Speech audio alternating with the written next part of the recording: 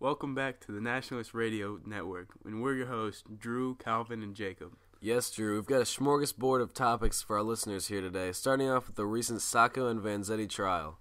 That's quite right. Two Italian men were arrested the other day on assumption that they committed armed robbery and were responsible for the murder of two men.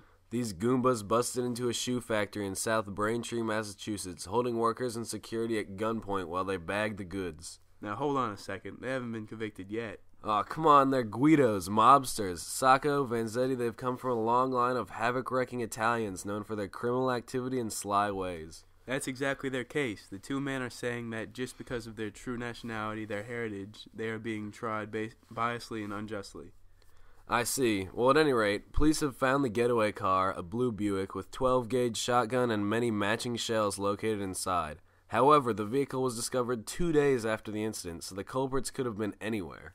That's correct. A dead end for the case, as it may seem. But forces trace the robbery to a similar one that occurred one Christmas Eve 1 year before, committed by Italian anarchists.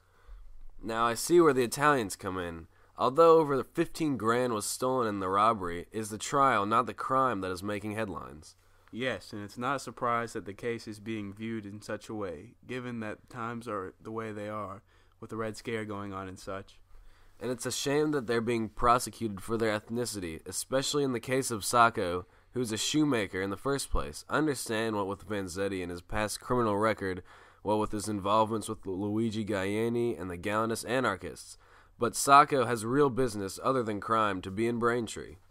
All true, and we'll see how this case plays out, with the penalty for guilt being death. It should be interesting, and hopefully a trial with a correct verdict. You can say that again, partner. I'm afraid that's all the time we have before the break, and we'll be back with more on the Red Scare and some recent changes in immigration law. And now a message from our sponsor. Ladies, tired of drying your hair with the same old vacuum cleaner? Try Avon Shave brand new Beauty Locks portable hair dryer. It's smaller, it's faster, it's guaranteed to give you the hair you've always wanted in half the time. Beauty Locks is delicate and dainty, just like you. The dryer weighs only a pound and easily fits in your hand. Now that's beauty and convenience. With a speedy motor that will dry your hair in as little as 25 minutes, you can get gorgeous hair without falling behind schedule. Don't worry about the little ones or that pie in the oven. Thanks to an extra long extension cord, you can move around while primping your locks. Forget those long trips to the salon and no more waiting for hours under monster machines. Alvon Shea gives you an easy and speedy hairdo that will blow your man away. Get it now at your nearest Macy's. We'd like to thank our sponsors, as none of this would be possible without them. On our plate, we have yet to discuss the immigration acts, but before we do that, let's cut to Jacob with some news on the Red Scare. After the Bolshevik Revolution of 1917, fears have been aroused in the United States regarding who might be anarchists or radically leftist foreigners. Authorities have uncovered a sinister plot to have dozens of bombs mailed to important figures, immigration officials, and politicians. A little more than 2 months later, 8 more bombs were found. One target was United States Attorney General Palmer.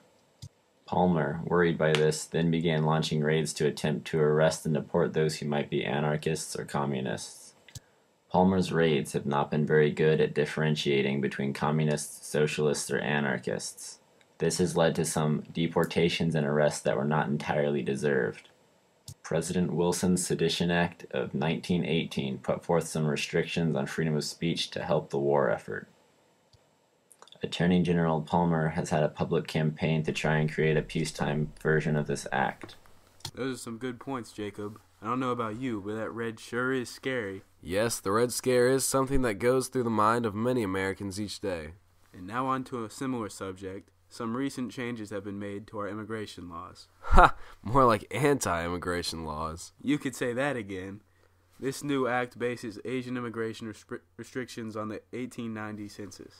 It allows only 2% of their current American residing population to immigrate each year, scaling slightly down from their previous mark set at 3%. So basically, keeping more Asians out of our country. That's right. Along with Asians, Eastern Europeans are facing heavier restrictions as well. These limitations on Europeans are speculated to have intentions of keeping out the Jews. That sounds extremely oppressive, but I'm sure Congress and Mr. Coolidge have their reasons and hopefully our safety in mind. Well, I'm certain they do, Drew. Folks, I apologize, but that's all we have for you today. Tune in tomorrow, same time, same place, for more talk on the Nationalist Radio Network.